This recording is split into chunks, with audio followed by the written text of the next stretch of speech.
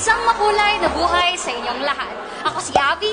At ako naman po si Jira. Mula sa Wagayway Equality, binabati namin kayo ng Happy Pride. Sinasalubong namin kayo sa pagbubukas ng ikawalong Batangan Pride March, Provincial Pride Event ng host municipality natin for this year ay ang munisipalidad ng Bawan, which Abby, I am from. Wow naman talaga! At ngayong araw tayo ay mag-iikot-ikot upang malaman ang kanilang mga opinyon. Dahil ngayong araw ay Ang grandest provincial pride event sa probinsya ng Batangas. kaya ano pang hinihintay nyo? Tara, samahan niyo na kami. See ya! Ayan, ngayon nagbabalik tayo at meron na po tayo na Harvard na isa pong interview natin ngayong araw na ito. Madam, ano pong pangalan ninyo? Ujiko. Ay, laro. Ano po ulit? Ujiko. From what municipality, ma'am? Lubo, Batangas. Ay, palapaka naman ng mga Tagalubo! Yes, ngayon ma'am kami mag-interview sa ng series of question lamang for today's event. Ngayong araw, ma'am, kamusta? Ano ang nararamdaman mo? Napakasaya at ang kalayaan ng bawat LGBT. Ay, palakpakan ulit! Ngayon, ma'am, para sa'yo, ano po ang ibig sabihin ng Pride or ng Pride event or ng Pride March? Pagkakaisa ng bawat nilalang sa mundo at alam at dapat tayo ay magmahalan at acceptance sa bawat isa. And I think Ay, pasak, lubog, pakak, lahat na. Ma'am, isa na lang po, last one, message sa sangkabaklaan ng buong mundo. Ano pong nais ninyong sabihin? proud and loud that kung ikaw yaan, go lang ng go, ilaban mo. Congratulations. Thank you so much. And with that, ito po ang ating representative from Municipality of Lobo. Thank you so much, ma'am. Thank you.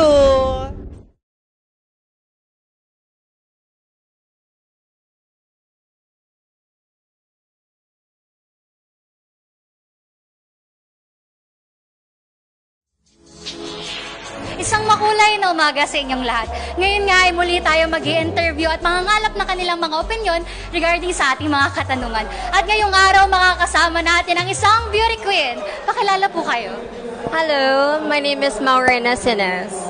Mula po saan kayong municipality? All the way from Batangas City. Wow! Batangas City! Palakpakan po natin. Ayan. Ang katanungan po namin ay ano pong masasabi sa Pride Month celebration? Siyempre, it's about time na showcase what LGBT has. Like, kung ano yung meron kami, kung ano yung ginagawa ng LGBT, and what is the purpose ng LGBT.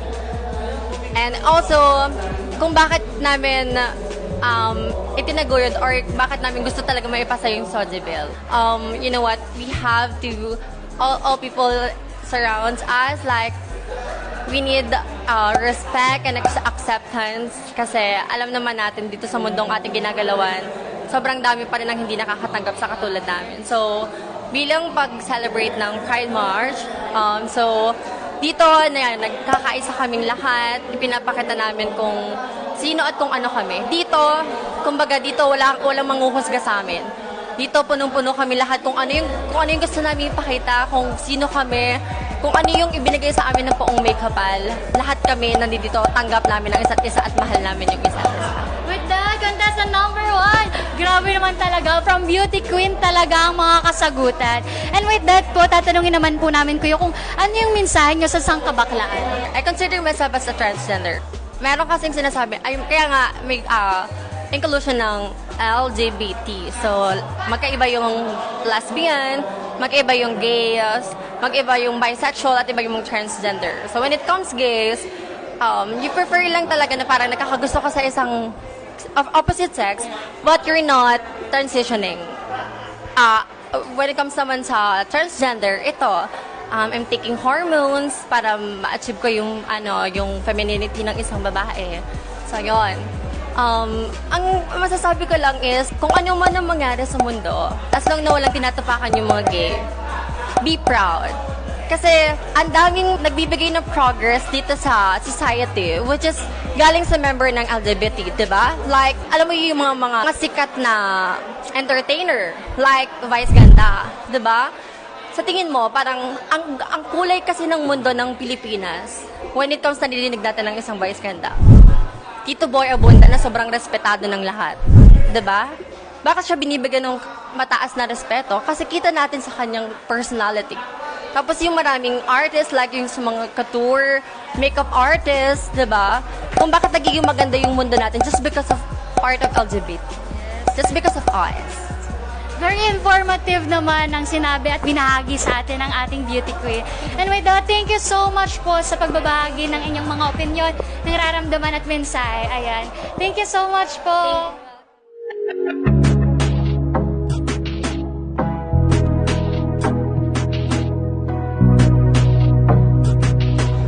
Ayan, nagbabalik po tayo. Welcome sa Encantadia. Nandito po ang isa sa mga tinuturing nating mahalagang elemento sa mundo ng Pilipinas. Isa po siyang nuno sa punso. Palakpakan naman natin.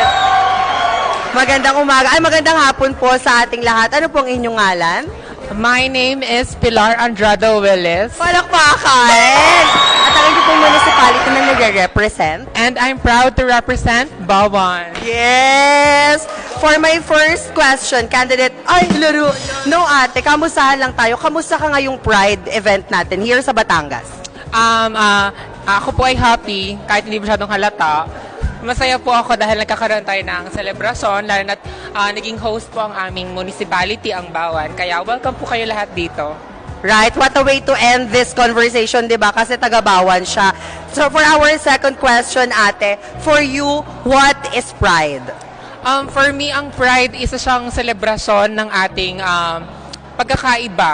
Ngunit sa pagkakaibang ito ay mayroon tayong pagkakatulad na tayo ay kailangan nating i-celebrate ang ating pagiging parte ng LGBTQIA at sa ganon din ay maging visible tayo yung ating community dito sa ating bansang ating ginagalawan. I love it. Thank you so much, ate. And for our last question, ano ang iyong message or iyong masasabi sa sangkabaklaan Batanggenyo na natatakot pa na magpakita ng kanilang totoong kulay at nais sumama sa susunod nating Pride? Para sa mga Batanggenyo na hindi pa bukas, para sa akin ay take your time. Kasi ang pagka-come out ay hindi siya minamadali. We all have our time.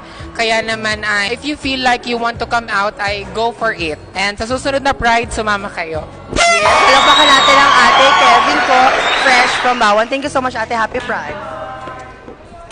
Picture.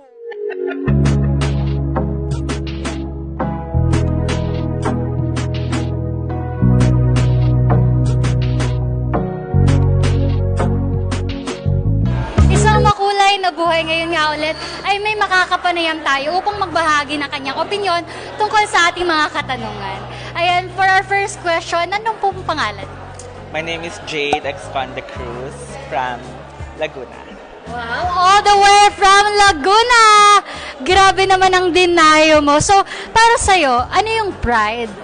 For me, ang Pride is protesta, hindi siya puro celebration lang.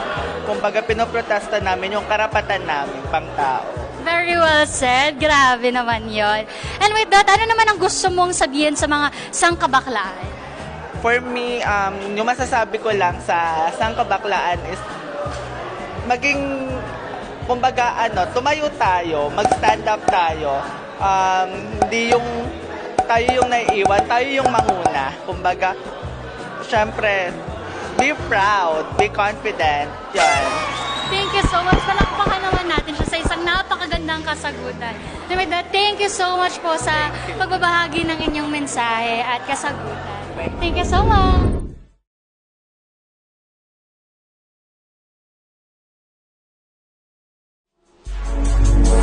Live na live po tayo ngayon sa loob ng Stadium ng Bawan Coliseum at meron po na tayong nahanap ng mga intervene po natin from what municipality? Municipality of Lipa! Ayan, itatanong po natin. Unang-una po, ano po ang inyong pangalan? I'm Jess Mojares. Chibel. Ay, okay po. Kayo po ay from what municipality again? Lipa.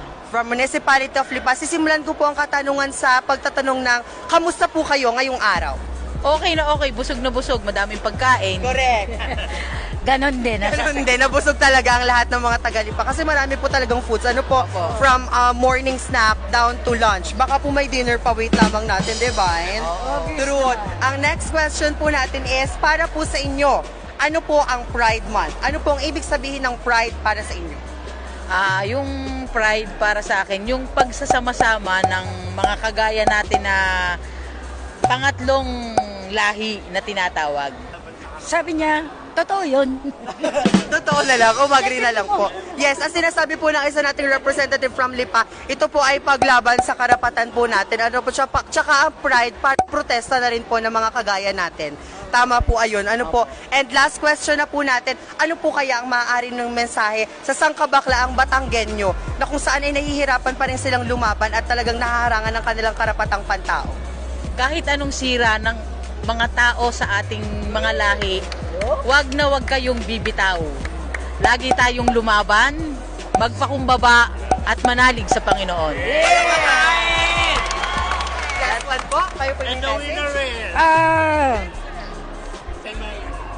Napakaganda ng ng Pride March dito sa sa Guawan. Sobra kaming saya. Yes, with that, thank you so much po again. Maraming salamat po, representative from Lipa!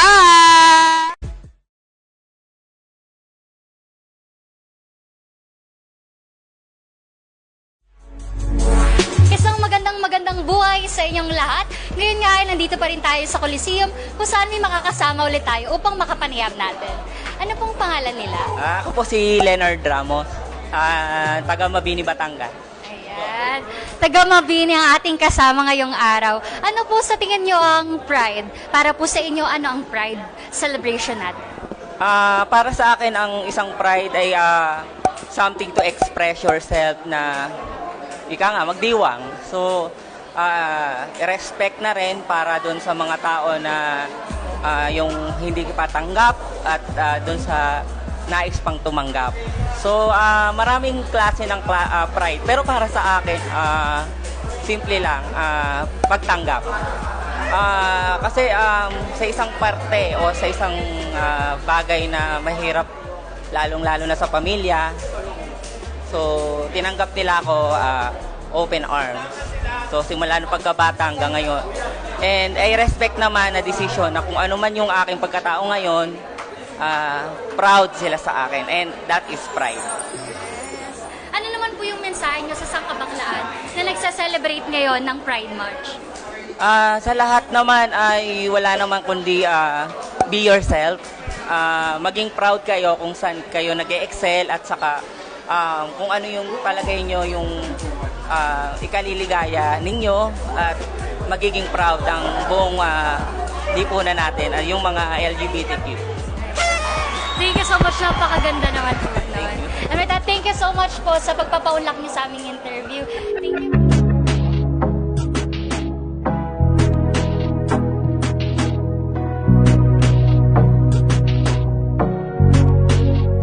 Muli kami po ay nagbabalik at meron po tayong may interview na isang representative from Municipality of San Luis. Hello po kuya, ano po ang inyong pangalan? My name is John Vincent de Castro from San Luis. Yes, Municipality of San Luis. Ngayon magtatanong lang po kami ng series of questions. Start po natin ngayon sa katanungan na, kamusta po kayo as of this very moment? Well, okay naman, masaya, enjoying this moment, and yes, ang dami kong nakikita na kalahi ngayon. Happy Pride Month! And speaking of Pride Month, kuya, another question. Ano po para sa inyo ang definition ng Pride Month, Pride March, or the Pride in general? Okay. Ang Pride March para sa akin, ito yung pagkakaisa. Dito tayo nagsasama-sama kung saan na ipapakita natin yung ating kalayaan, yung ating equality as an LGBT member. Dito din natin na ipapakita yung ating pagtanggap sa isa't isa. So yon, welcome sa LGBT Pride March. Thank you so much. And for our last question, kuya, ano po ang inyong message sa sambayan ng Batanggenyo na nag-aasam na makasama man lamang sa ating Pride or hindi naman makiisa para sa susunod na taon? Okay. So para sa mga LGBT Batangas dyan, kung kayo man ay nahihiya, so wala kayong dapat ikahiya kasi nandito tayo para sa pagtanggap kasi pinaglalaban natin o sinusulong natin yung ating equality. So kung kayo gusto nyo sumama, you are welcome. Ayun, and with that, thank you so much, kuya. Maraming pong salamat. And welcome po sa ating 8th Batangan Pride March. Thank you po. Ay, nakakatawa talaga dito, di ba? Representation matters, the diversity is in. It's giving It's representation. It's giving diversity. Yes, inclusivity.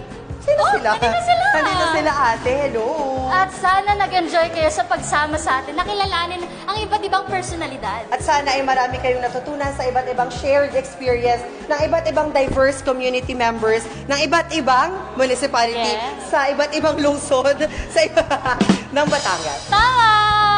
Muli ako si Abby. At ako po si Jira. Mula sa Wagayway Quality, bumabati ng Happy Pride!